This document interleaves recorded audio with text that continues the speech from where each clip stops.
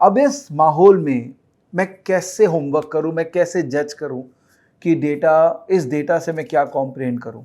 और हम इस युग में रह रहे हैं जहां पर data is the new oil.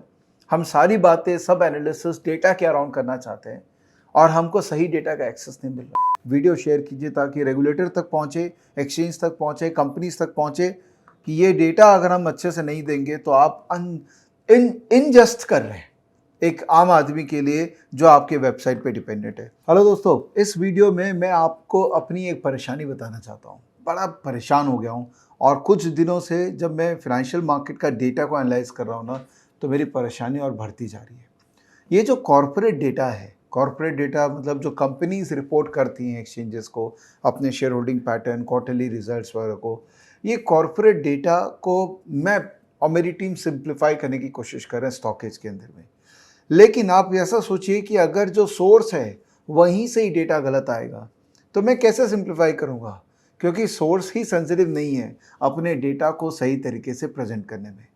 दोस्तों, ये वीडियो ना मेरी तरफ से एक अपील है। Appeal to companies, appeal to regulator, appeal to everyone कि अगर आप सही मायने में चाहते हैं कि फाइनेंशियल मार्केट एक एक इंसान इंडिया में समझें, तो मैं हाथ जोड़ के विनती करता हूँ, डेटा को थोड़ा सा ठीक कीजिए। बिकॉज अगर आप डेटा खुद ही गलत देंगे तो हमारे जैसे प्लेटफॉर्म प्रोवाइडर्स जो उस डेटा को सिंप्लीफाई करना चाहते हैं कैसे कर पाएंगे। ये कैसे बात उठी, तो मैं पेटीएम का डेटा स्टडी कर रहा था। मेरी बहुत इच्छा थी पता करने का कि ये जो नए स्टार्टअप्स आए हैं मार्केट में, इनके इक्विटी शेयर होल्डिंग में कैसे चेंजेस हुए हैं जब से ये लोग आईपीओ हुआ है, कि रिटेल इसमें बढ़े हैं कि कम हुए हैं, बड़े लोग इनमें से निकल गए कि अभी भी बैठे। ये मैं स्टडी करने की कोशिश कर रहा था। तो ऑब्वियसली मैं जब स्टडी कुछ भी करता हूँ तो मैं कहाँ करता हूँ, स्टॉकेज में करता हूँ। तो मैं आपको दिखाता हूँ स्टॉकेज में मैं जब पेटीएम सर्च किया तो 197 कम्युनिकेशन आया। मैं जब शेयर होल्डिंग पैटर्न में गया तो मुझे क्या नज़र आता है, मुझे नज़र आता है कि पब्लिक प्रमोटर कोई है नहीं, पब्लिक के अंदर में 100% शेयर होल्डिंग है। एफपीआई का 5.77% होल्डिंग है। डीआईआई का अचानक से 72.8% शेयर होल्डिंग भर जाता है सितंबर क्वार्टर में। और नॉन इंस्टीट्यूशन जिसको हम रिटेल मानते हैं उसका शेयर होल्डिंग 93.4 से कम हो जाता है 21.4। अब मैं ये डेटा देख के मैं फ्रैंकली स्पीकिंग मैं बहुत अपसेट हो गया था अपनी टीम से।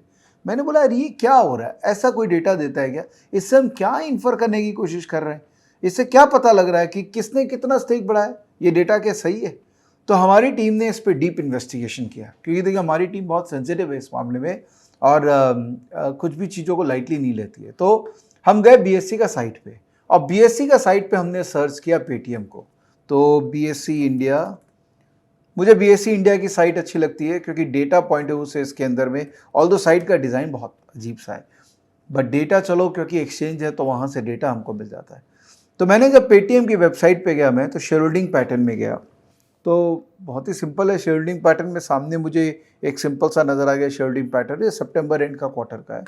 जब मैं इसमें गया statement showing share holding pattern of the public share holder, इसको मैंने क्लिक किया तो यहाँ मुझे क्या नज़र आया कि यहाँ पर मुझे सही नज़र आया कि भाई B1 है, B2 है, B3 B4 कैटेगरी है। B4 कैटेगरी इज बेसिकली जो पब्लिक है। B4 आप देखिए यहाँ पर आपको नज़र आएगा, मैं थोड़ा जूम इन कर देता हूँ उसको आपका बेनिफिट के लिए।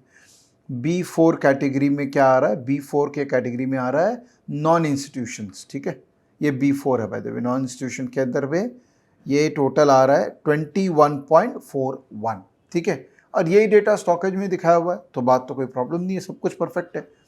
तो इसका मतलब जो नॉन इंस्टीट्यूशन है, रिटेल है, उनका स्टेक पेटीएम में है 21.41, उसमें से डायरेक्टर और द नॉमिनी का 9.17 है, जिसमें विजय शेखर शर्मा जी का ऑलमोस्ट 8.91 है।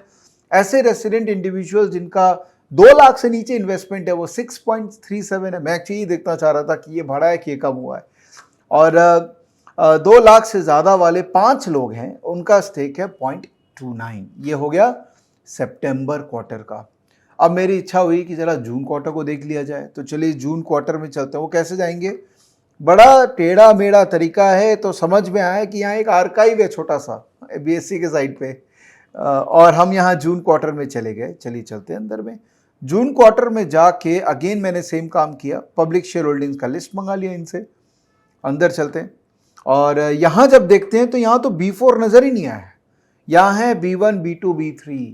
इसका मतलब जो B4 कैटेगरी है वो अब एग्जिस्ट नहीं करता था जून कैटेगरी। अब ये किसकी गलती है मुझे नहीं पता है, ये रिपोर्टिंग कंपनी से हुई है गड़बड़, या ये एक्सपायरल रिपोर्टिंग में प्रॉब्लम है, या एक्सचेंज का प्रॉब्लम है, मुझे नहीं पता। मेरा सोर्स तो ये है, अगर यहाँ प्रॉब्लम है तो स्टॉकेज में भी प्रॉब्लम नजर आएगा। तो चलिए इसको चलते हैं, देखते हैं। तो B3 नॉन इंस्टीट्यूशन के अंदर में रिटेल डाला हुआ है, इंडिविजुअल्स डाला हुआ है। ये कितना बड़ा ब्लंडर है आप देखिए। और फाइनली वो फिगर यहाँ भी क्या नजर आ रहा है, 93.4%, जो कि स्टॉकेज में भी है 93.4%। अब इस माहौल में मैं कैसे होमवर्क करूं, मैं कैसे जज करूं कि डेटा, इस डेटा से मैं क्या कॉम्प्रिहेंड करूं। और हम इस युग में रह रहे हैं जहां पर data is the new oil. हम सारी बातें, सब एनालिसिस डेटा के अराउंड करना चाहते हैं और हमको सही डेटा का एक्सेस नहीं मिल रहा है। तो मेरी सीरियस रिक्वेस्ट है टू ऑल द कंपनीज, और अगर आप हो सके तो इस वीडियो को फॉरवर्ड कीजिए जितने लोगों को। Please request to all the listed companies, please focus on data, quality data investors को दीजिए। नहीं तो इन्वेस्टर्स आपकी कंपनी के बारे में और इन्फॉर्मेशन नहीं ले पा रहे हैं, सही इन्फॉर्मेशन नहीं ले पा रहे। और एक्सचेंज से मैं रिक्वेस्ट करूंगा, please ask your listing department की अगर सही डेटा नहीं आ रहा है तो कंपनीज को सीवियर पेनलाइज कीजिए। मुझे नहीं पता इसका बेस क्या हो सकता है, ये ऑपरेशनल एरर है, हो सकता है ये कैजुअलनेस है, I don't know what kind of error it is, error of omission, error of submission, I don't know. But at least हम सबको सेंसिटाइज होना पड़ेगा कि इतने रिटेल इन्वेस्टर इंडिया में अब इन्वेस्ट करने आए और हम उनको अगर सही डेटा नहीं दे देंगे तो इट्स अनजस्टिफाइड। बिकॉज जो रिसोर्सफुल लोग हैं उनके पास सही डेटा पहुंच जाता है, और जो नॉट सो रिसोर्सफुल लोग हैं जिनके लिए स्टॉकेज बन रहा है उन तक मैं सही डेटा पहुंचा नहीं पा रहा हूं। फिर मैंने क्या किया, मैंने देखा यार और कितनी कंपनीज हैं जिनमें इस तरह के प्रॉब्लम्स है। तो मैंने स्टॉकेज में जो स्कैन है उसको यूज किया। हमारे पास फंडामेंटल स्कैन में शेयर होल्डिंग स्कैन है। ओके, शेयर होल्डिंग स्कैन पे मैंने ऐसे ही रन किया कि वो स्टॉक्स बताओ जहां पर रिटेल ने शेयर होल्डिंग बढ़ाई है। तो मैंने क्लिक किया तो मुझे नजर आ गया होम फर्स्ट फाइनेंस कंपनी, जिसमें रिटेल ने 34% स्टेक बढ़ाया। वाह, बहुत अच्छी बात है। मैंने क्लिक किया इसको, अब मैं इसको शेयर होल्डिंग में जब अंदर जाके देखा तो यहां भी मुझे कुछ गड़बड़ नजर आया कि अरे ये नॉन इंस्टीट्यूशन अचानक से 15.7 से 49.7 कैसे हो गया, ये इसमें हमारा काम है क्या कुछ। तो मैंने टीम को बोला अरे यार एक और गलती पकड़ में आई। टीम ने इन्वेस्टिगेशन किया, same problem with how the reporting has been done. अगर हमारा रिपोर्टिंग क्वालिटी बेटर नहीं है तो ये सारे आउटपुट जो स्टॉकेज भी प्रोड्यूस कर रहा है या कोई भी प्लेटफॉर्म प्रोड्यूस कर रहा है, ये इनका कोई मायने नहीं है। बिकॉज अल्टीमेटली हम सब रॉन्ग ही रिप्रेजेंटेशन दे रहे हैं और फिर फाइनली लोग हमको हमारे पास आएंगे और बोलेंगे कि आपने गलत बोला। लेकिन लोग ये नहीं समझते हैं कि गलत हम नहीं है, गलत तो वो सोर्स ही है जहां से डेटा आ रहा है, गलत तो वो प्लेटफॉर्म है जो एक्सचेंज है जहां पे डेटा बैठा हुआ है, वहां हमने उसको वेट ही नहीं किया, हमको उसको वेरीफाई नहीं किया। ये देखिए, ये है यूटीआई एसेट मैनेजमेंट जिसमें रिटेल का 10% से हो गया 33.61%। एक बार जरा देखें इसको बीएससी की साइट पे। तो let's search for UTI asset. आपको देखकर तो लगेगा कि रिटेल इसको ले रहा है, बट एक्चुअल में हो सकता है कि नहीं है ऐसा बात। तो let's go into the share holding pattern. और मैं प्लीज़ दोस्तों आपको रिक्वेस्ट कर रहा हूँ कि आप ये वीडियो शेयर कीजिए ताकि रेगुलेटर तक पहुँचे, एक्सचेंज तक पहुँचे, कंपनीज तक पहुँचे कि ये डेटा अगर हम अच्छे से नहीं देंगे तो आप इनजस्ट कर रहे हैं एक आम आदमी के लिए जो आपके वेबसाइट पे डिपेंडेंट है। सो ये 33.6% हो गया, ठीक है। ये जो सितंबर क्वार्टर का जो कि स्टॉकेज के अंदर में दिखा है तो 33.6 है। तो अब अगर हम आर्काइव करते हैं, चलिए आर्काइव करते हैं और जून क्वार्टर देखते हैं।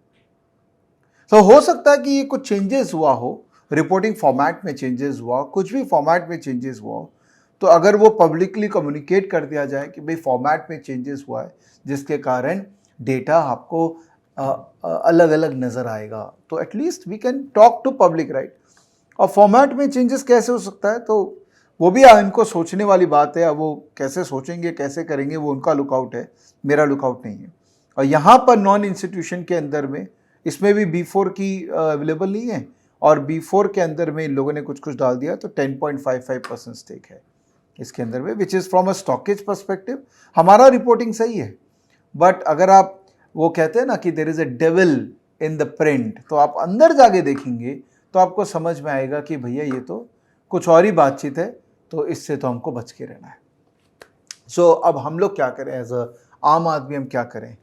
हम तो एक ही काम कर सकते हैं कि हर डेटा पॉइंट को पिंच ऑफ सॉल्ट की तरह ले सकते हैं। कभी भी किसी भी डेटा को 100% डिसीजन मेकिंग के लिए मत यूज़ कीजिए कि ये फलाना स्टेक बढ़ गया तो इसका मतलब मैं भी इसमें घुस जाता हूँ, ये इसमें कम हो जाता हूँ। इनफैक्ट हमारे ऐसे कई आउटपुट्स है जो इतना डिपेंडेंट है डेटा पे। जैसे मैं आपको बताता हूँ, इन्वेस्टमेंट पोर्टफोलियो, ये बड़े बड़े इन्वेस्टर्स लोग का पोर्टफोलियो है। मोर देन 350 इन्वेस्टर्स का पोर्टफोलियो हमने बना दिया। अब ये पोर्टफोलियो बनाया कैसे? कहीं ना कहीं रॉ मटेरियल तो है वो डेटा ही है, एक्सचेंज का वेबसाइट है या कंपनीज का रिपोर्टिंग है, वहीं से बनाए। अब आप देखिए इसमें कितनी बड़ी गलतियां होती है कि वो राकेश झुनझुनवाला, राकेश चुनचुनिया वाला, राकेश चुनचुनिया वाला, इतना सारा स्पेलिंग मिस्टेक्स कंपनी कर करके भेजती है। अल्टीमेटली हमारे एल्गोरिदम्स को उनको क्लीन करना पड़ता है। और जब आप एल्गोरिदम को यूज़ करते हैं क्लीन करने के लिए तो आप एरर कर सकते हैं, बिकॉज मशीन को नहीं पता है कि वो राकेश झुनझुनवाला और डॉक्टर राकेश झुनझुनवाला अलग अलग इंसान है, क्योंकि हमारे पास पैन नंबर तो है नहीं, तो हम कैसे पता करेंगे कि ये वही इंसान है। फिर भी हमने मेहनत करके एक रेडीमेड पोर्टफोलियो बना दिया ऑफ राकेश जी और अदर मोर इन्वेस्टर्स। और यहाँ हम मोस्टली, जब मैं दावे के साथ कहता हूँ, आप दूसरे प्लेटफॉर्म के साथ कंपेयर करेंगे, और इसीलिए ये प्रीमियम पार्ट का है, ये फ्री में नहीं है, प्रीमियम है। देखिए जहाँ पर भी हमको लगेगा कि हमारा मेहनत बहुत हो रहा है, हम उसको प्रीमियम का पार्ट बनाएंगे। जहाँ हमको लगेगा कि हमारी मेहनत कम है और डेटा है वो आपको वैसे ही मिलने चाहिए, तो हम उसको फ्री का पार्ट बनाएंगे। तो ये बहुत ही ज़बरदस्त आउटपुट हमने क्रिएट कर रखा है और लोग इसको देख के इसका फ़ायदा उठा रहे हैं। लेकिन अगर इसका रॉ मटेरियल ही नुकसान है, जैसे फॉर एग्जांपल बिल केयर के अंदर में राकेश जी का 8.48 था, वो अभी दिखा रहा है 0 हो गया। ऐसा होगा क्या कि 0 हो गया? चांसेस कम है, लेकिन मैं ये देख के डिसीजन नहीं ले सकता हूँ कि राकेश जी ने 0 कर दिया। बट हाँ, ये मेरे लिए एक आउटलायर है। मैं इसको देख के एटलीस्ट नेक्स्ट लेवल का वेरिफिकेशन कर सकता हूँ कि क्या वो राकेश जी ने अपने नाम से किसी और के नाम पे शिफ्ट किया है, या उनके कोई ट्रस्ट बनी उसके नाम पे शिफ्ट हो गई है। बहुत सारे चेंजेस होते हैं, स्पेशली अभी राकेश जी के अराउंड तो बहुत सारे चेंजेस होंगे। और ये भी हो सकता है कि कंपनी की तरफ से कुछ डेटा का रिपोर्टिंग में प्रॉब्लम है। जैसे यहाँ मुझे क्लियरली नजर आ रहा है कि रिपोर्टिंग में कहीं ना कहीं इशू हुई है, क्योंकि इनकम्प्लीट रिपोर्टिंग क्लियरली रिफ्लेक्ट कर रहा है। तो प्लीज़ दोस्तों रिक्वेस्ट करिए कंपनी से, रेगुलेटर से कि डेटा को ठीक करे, नहीं तो ये सारे प्लेटफॉर्म जो हम लोग सब बना रहे हैं, मेहनत कर रहे हैं रिटेल इन्वेस्टर के लिए, ये मेहनत का कोई तात्पर्य नहीं है। फाइनली हम सब दूसरे लोगों पे डिपेंडेंट ही रह जाएंगे जो हमको ये लेने और वो बेचने बोल रहे हैं, और अल्टीमेटली हम वेल्थ वो नहीं क्रिएट कर पाएंगे जो एक स्पेशलाइज आदमी क्रिएट कर पाता है। क्यों? क्योंकि उसके पास बेटर क्वालिटी डेटा का एक्सेस है। I hope you will share this video everywhere. ये इंपॉर्टेंट वीडियो है एंड मैंने अपने दिल से बात कही है, मैंने ओपनली बोला है ये सबको, तो मैं चाहता हूँ ये बात सब तक पहुँचे, because this is such an important point which has to be reach to the regulator. और उनको रिक्वेस्ट करना पड़ेगा कि सर आप प्लीज़ इसका कुछ करिए, अदरवाइज कॉर्पोरेट गवर्नेंस को क्वांटिफाई करने का काम कोई भी प्लेटफॉर्म नहीं कर पाएगा।